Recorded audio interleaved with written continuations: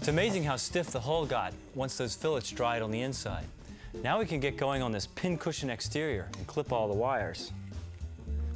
With the epoxy fillets holding the parts together, we can do away with the wires.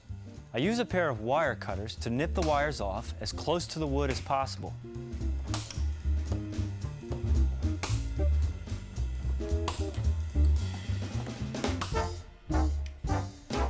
This is a good time to talk about how this kayak is going to look when we're finished with it. You really have to start making choices the moment you pull the parts out of the box.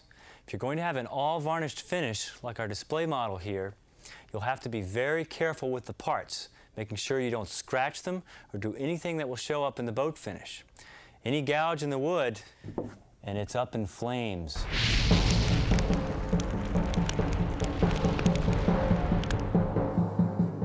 I've decided we're going to varnish the star of our video here. So from here on out, I'm going to be very finicky about smoothing and cleaning up the hull. I use 80 grit sandpaper on my 5-inch random orbital to smooth off the rest of the copper wire. You want to avoid too much sanding and in general treat the hull with kid gloves. Yes, that means these little loops of wire are going to stay embedded in our fillets forever.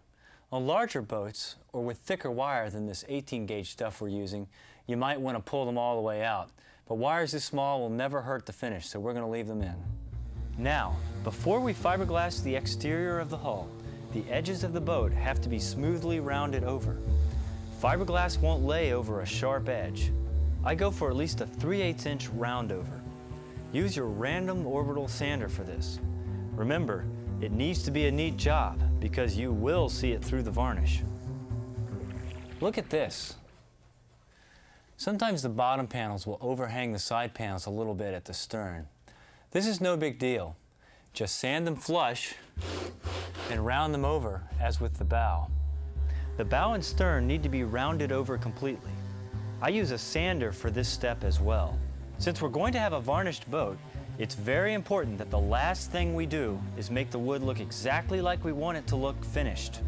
That means sanding the whole hull with fine sandpaper. I use 220 grit.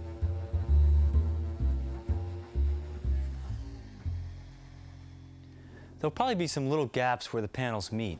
You should fill in these gaps with epoxy thickened with wood flour, and when the glue is dried, sand the chines smooth.